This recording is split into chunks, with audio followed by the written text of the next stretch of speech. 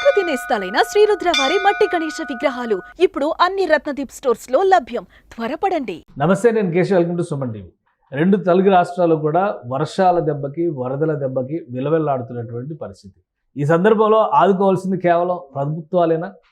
సామాన్యులకి బాధ్యత లేదా? అలానే సమాజంలో ఉన్నటువంటి పెద్దలకి ఎలాంటి బాధ్యత ఉంటుంది? ఈ అంశం పైన విశ్లేషణ చూద్దాం. మనతో పాటు చంద్ర శ్రీనివాస్ గారు అనలిస్ట్ ఉన్నారు. చంద్ర శ్రీనివాస్ గారు నమస్కారం. నమస్కారం అండి. రెండు రాష్ట్రాల్లో కూడా ఒక విలయం దాదాపుగా, అంటే కొత్త జిల్లాలతో చెప్తే కనుక 8-9 జిల్లాలు ఎఫెక్ట్ అయిన పరిస్థితి. ఉమ్మడి జిల్లాల వారీగా చూస్తే కనుక 3 జిల్లాలు ప్రధానంగా, అటు ఉమ్మడి కృష్ణ, ఇటు ఉమ్మడి ఖమ్మం, ఇటు ఉమ్మడి వరంగల్, విపరీతమైనటువంటి నష్టం జరిగింది. ఆదుకునేటువంటి బాధ్యత ఇప్పుడు ప్రభుత్వాల చేతుల్లో మాత్రమే ఉందా? ఇంకెవరు దాతలు కానీ వితరణ చేసేటువంటి పరిస్థితి లేదా? ఉండాలండి. ఎందుకంటే ఇటువంటి సమయంలోనే వాళ్ళు కూడా ఆపనాస్తం అందించాలి. ఇప్పుడు కార్పొరేట్ సోషల్ రెస్పాన్సిబిలిటీ ఏదో చేయి దుడుపుకోవటానికి ఏదో 50 లక్షలు, కోటి రూపాయలు ఇచ్చి ఇవన్నీ కూడా చూపించుకుంటారు వాళ్ళ యొక్క ఆదాయ మార్గాల్లో. కానీ ఇప్పుడు ఈ సిచ్యువేషన్స్ మీరు అన్నట్టు ఎప్పుడు లేని విధంగా, గత 100 సంవత్సరాలు లేని విధంగా ఇంతమంది లక్షలాది మంది ప్రజలు ఇబ్బంది పడినప్పుడు ఒక ప్రభుత్వాలే చేయాలంటే రేవంత్ రెడ్డి గారు కావచ్చు, చంద్రబాబు నాయుడు గారు వచ్చి వీళ్ళిద్దరూ చేయలేరు కదా. కేంద్ర ప్రభుత్వ సహాయంతో పాటు వీళ్ళు ఇక్కడ వ్యాపారాలు పెట్టి ఇక్కడ ఎంప్లాయ్మెంట్ కల్పిస్తున్నారు. Okay, well and good. దేశవ్యాప్తంగా టాప్ 5 పీపుల్ హైదరాబాద్లో తెలుగు వాళ్ళు ఉన్నారు. ఇప్పుడు దివీస్ ఉన్నారు. ఆయన ఆల్రెడీ దాదాపు 2.5 కోట్లు 3 కోట్లు ఖర్చు పెట్టి అక్కడ హరే రామకృష్ణ వాళ్ళతో కలిపి ఆహారం సరఫరా చేస్తారు ఆంధ్రప్రదేశ్లో. ఆయన కూడా ఏపీ మూలాలు ఉన్న వ్యక్తి అనుకుంటా. హైదరాబాద్లో రిచెస్ట్ పర్సన్, అంటే 71,000 కోట్ల రూపాయలతో మొన్న ఉన్నాడు ఫస్ట్ ప్లేస్. ఇప్పుడు ఇండియా థర్డ్ ప్లేస్లో ఉన్నాడు. ఏపీ తెలంగాణలో ఫస్ట్ పొజిషన్ ఉన్నాడు. కాబట్టి ఆయన వంతు ఆయన చేస్తున్నాడు. అక్కడతో పాటుగా ఇక్కడ కూడా తెలంగాణ రాష్ట్రంలో కూడా చేయడానికి ఆయన సమాయత్తం అవుతున్నట్టుగా తెలుస్తుంది. ఆయన ఒక్కడే కాదు కదా, ఇక్కడ సెకండ్ ప్లేస్లో ఉన్న 76,100 కోట్లతో ఆయన ఫస్ట్ ప్లేస్లో ఉంటే సెకండ్ మెగా వాళ్ళు ఉన్నారు. పిచ్చిరెడ్డి గారు కావచ్చు, కృష్ణారెడ్డి గారు కావచ్చు. ఇద్దరు కూడా 54,000 కోట్లు, ఒక ఆయన 52,000 కోట్లతో ఉన్నారు. మరి వాళ్ళు ప్రాజెక్ట్స్ అని ఉభయ రాష్ట్రాలతో పాటు దేశవ్యాప్తంగా ఎక్కువ ప్రాజెక్టులు చేస్తున్నారు కదా. కాబట్టి వాళ్ళు కూడా పెద్ద స్థాయిలో, ఇప్పుడు ఏదో 1 కోటి 2 కోట్లు కాదు, వాళ్ళ రేంజ్లో 10 కోట్ల 20 కోట్ల చేస్తే ఒక ముఖ్యమంత్రి సహాయ నిధికి ఇచ్చారనుకోండి, రేవంత్ రెడ్డి గారికి కూడా ఒక ఊరట ఉంటుంది కదా. అంటే కొన్ని గ్రామాలను కానీ దత్తత తీసుకోవచ్చు. విలీన ఇప్పుడు ఆల్రెడీ నీళ్ళలో మునిగిపోయి పూర్తిగా జలసమాధి అయిపోయిన గ్రామాలు, కాలనీలు ఉన్నాయి. వాటిని కూడా వాళ్ళు రీబిల్డ్ చేయొచ్చు. వాళ్ళ గ్రామాలు దత్తత తీసుకొని చేస్తే ప్రజలకు ప్రతి ఒక్కరికి మార్గదర్శిగా ఉంటారు. ఎందుకంటే వాళ్ళు సంపాదించిందంటూ ఏదో కొద్దిగా గొప్ప కాదు. ఇటువంటి విలయం ఉన్నప్పుడు, ప్రజలు సర్వస్వం కోల్పోయినప్పుడు వాళ్ళు దాన ధర్మాలు చేశారనుకోండి, 10 మంది మెచ్చుకుంటారు. అది ఇప్పుడు సమాజం కూడా మెచ్చుకుంటుంది, దేశం గర్వించదగ్గ. అంటే తెలుగు వాళ్ళు ఎక్కడున్నా మాది అనేది చేశారు, సేవ చేశారనే ఇది వాళ్ళలో వస్తుంది. లేకపోతే దివీస్ ఆయన అప్రిషియేట్ చేయాలి మనం. ఆ తర్వాత మెగా వాళ్ళు కూడా ముందుకు వచ్చి ఉభయ రాష్ట్రాల్లో తెలుగు ప్రజలకి వాళ్ళు ముఖ్యమంత్రి సహాయ నిధిగా మిగతా గ్రామాలు దత్తత తీసుకోవడం చేయాలి. ఇక థర్డ్ ప్లేస్లో హెట్రో డ్రగ్స్ పార్థసారథి రెడ్డి గారు కూడా ఉన్నారు. ఆయన కూడా 29,900 కోట్లు ఉన్నాడు. ఎంత సంపాదించినా ఏం చేసినా హ్యాపీగా ఉండాలి, ఏముండదు. కాబట్టి ఇటువంటి సమయంలో ఆయన కూడా ముందుకు రావాలి. తర్వాత అపర్ణ సుబ్రహ్మణ్య రెడ్డి గారు 22,100 కోట్లతో ఆయన ఉన్నాడు. ఇటువంటి వ్యక్తులు ఉన్నప్పుడు ఏ సంస్థలైనా, ఇప్పుడు టాప్ 5లో తెలుగు వాళ్ళు వచ్చినందుకు మనం అందరం గర్వపడుతున్నాం. అదే సమయంలో ప్రకృతి విలయంతో అల్లాడిపోతున్న ఈ జిల్లా ప్రజలకి, ఉభయ రాష్ట్ర ప్రజలకి సేవ చేస్తే అందరూ 10 కాలాలు చెప్పుకుంటారు కదండి. గ్రామాలు దత్తత తీసుకోవాలి, వాళ్ళు మునిగిపోతే సర్వస్వం కోల్పోతే వాళ్ళ నగరాలు, వాళ్ళ ఇల్లు ఏదో కట్టించటో చిరస్థాయిగా వాళ్ళ పేరు నిలిచిపోదు కదా. ఇప్పుడు ఎవరైనా సరే దీని వెనక ధనవంతులుగా చెప్పుకున్నప్పుడు మన తెలుగు వాళ్ళు టాప్ పొజిషన్లో ఉన్నారు, మనం గర్వంగా చెప్పుకుంటాం. ఇండియాలోని టాప్ 3 అదాని తర్వాత రిలయన్స్, తర్వాత రిలయన్స్ వాళ్ళ తర్వాత 3వ ప్లేస్లో దివీస్ ఉన్నాడంటే మనం అందరూ గర్వపడాల్సిన విషయం. ఎక్కడి నుంచి కష్టపడి ఎదిగితేనే ఆ స్థాయి. కానీ వీళ్ళు ఇప్పుడు అంత ఔదార్యం, అంత దాతృత్వం ఉంటుందా లేదా?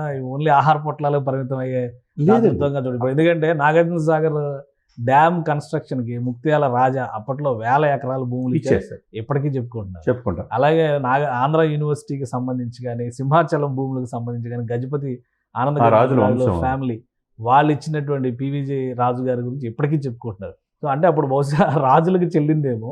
ఇప్పుడు ఉన్నటువంటి నయా రాజులు, వీళ్ళు కార్పొరేట్లు 1000 కోట్లతో జాబితాల్లో పైన ఉండడమే తప్పితే వీళ్ళు సామాన్యుల కోసం లేదంటే సొంత ఊళ్ళ కోసం చేసేటువంటి పరిస్థితి ఉందా? నిజంగానే చేయాల్సిన అవసరం ఉన్నది. ఎందుకంటే ఇప్పుడు కూడా చేయకపోతే ఎట్లా?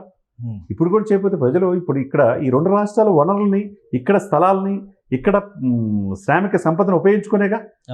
కాబట్టి ఈ యొక్క ప్రజలు ఇబ్బంది పడినప్పుడు చేయాల్సిన కార్పొరేట్ సోషల్ రెస్పాన్సిబిలిటీ ఏదో తూతూ మంత్రం కాకుండా కోట్లాది రూపాయలు చేసే సమయం ఈ విషయంలో అసలు. ఇంకొకటి అప్రిషియేట్ చేయాల్సింది ఇస్కాన్ గ్రూప్ వాళ్ళు, హరే కృష్ణ మూవ్మెంట్ వాళ్ళు ఉమ్, 1,70,000 మందికి ఒకేసారి ఆహార పొట్లాలు తయారు చేశారు విజయవాడ మంగళగిరిలో పెట్టినటువంటి కిచెన్ తో. ఉమ్, అంటే వాళ్ళు దివారాత్రాలు అంటారు కదా, రాత్రి పగలు తేడా లేకుండా పనిచేసి బాధితులను ఆదుకునే ప్రయత్నం చేశారు. అంటే వాళ్ళ స్థాయిలో వాళ్ళు డబ్బు రూపంలో ఇవ్వకపోయినా శ్రమశక్తి రూపంలో వాళ్ళు సహకరించారు. అయితే ఇప్పుడు దేశం మొత్తాన్ని కూడా కదిలించినటువంటి ఒక ఘటన తెలంగాణలో జరిగింది.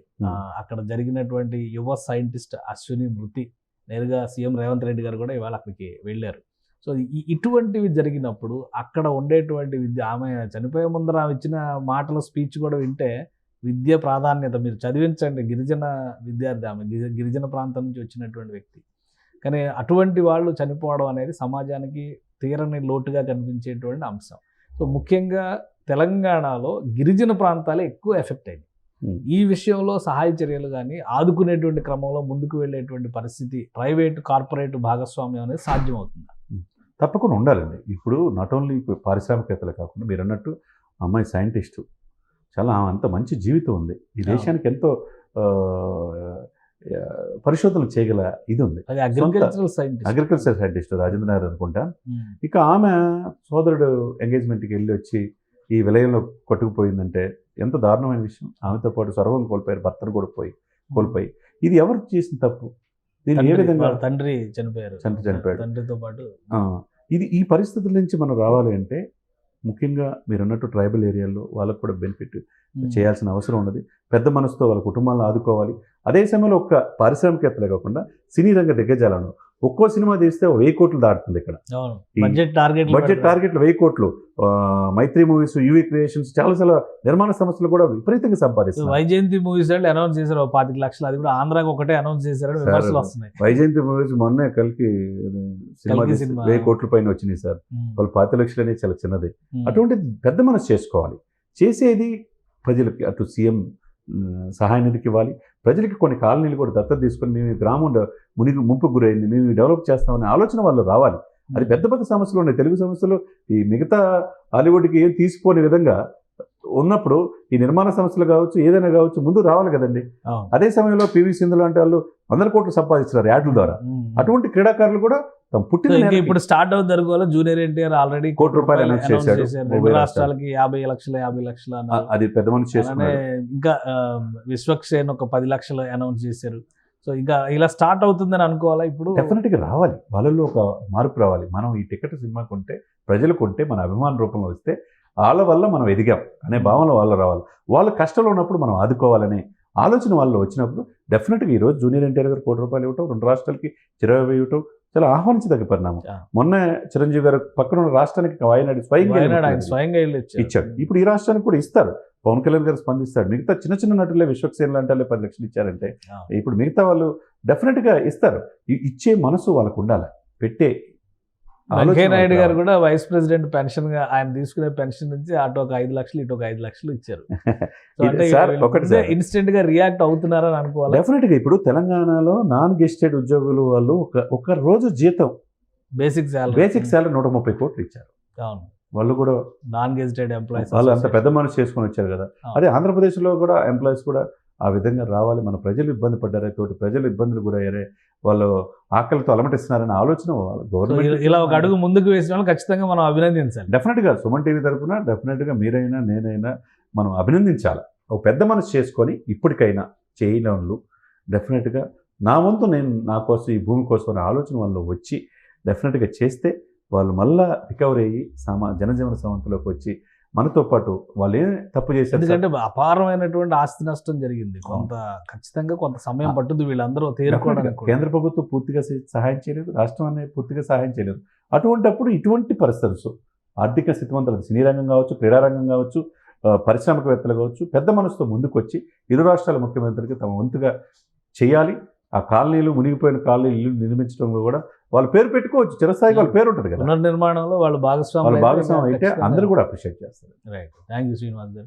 ఇది 2 రాష్ట్రాల్లో ప్రకృతి విలయం చాలా ఘోరమైనటువంటి పరిస్థితిని తీసుకొచ్చింది. అక్కడ ఉన్నటువంటి బాధిత వర్గాల ప్రజలు తేరుకోవాలంటే కూడా కొంత సమయం పట్టేటువంటి అవకాశం కనిపిస్తుంది. కేవలం ప్రభుత్వాల మీదే ఆధారపడితే సరిపడేటువంటి వాతావరణం లేదు. అన్ని రంగాల్లో ఉన్నటువంటి ప్రముఖులు, వ్యాపారవేత్తలు కూడా తరలి రావాల్సినటువంటి పరిస్థితి కనిపిస్తుంది. ముఖ్యంగా గిరిజన గ్రామాలు, గిరిజన గూడెల్ని దత్తత తీసుకుని వాటిని అభివృద్ధి చేస్తే కనుక మరింత ప్రయోజనం జరుగుతుందని చంద్ర శ్రీనివాస్ గారు విశ్లేషిస్తున్నారు. ఇక సినిమా రంగం నుంచి కొంతమంది ఇప్పటికే విరాళాలు ప్రకటించారు. మిగతా వారు కూడా అతి త్వరలోనే తమ వంతు సాయాన్ని అందించే విధంగా ముందడుగు వేయాలని పిలుపునిస్తున్నారు.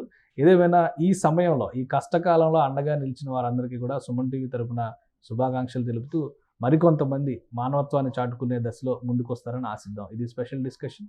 Keep watching. సుమన్ టీవీలో మీ పర్సనల్ అండ్ బిజినెస్ ప్రమోషన్స్ కోసం కింది నెంబర్కి కాంటాక్ట్ చేయండి.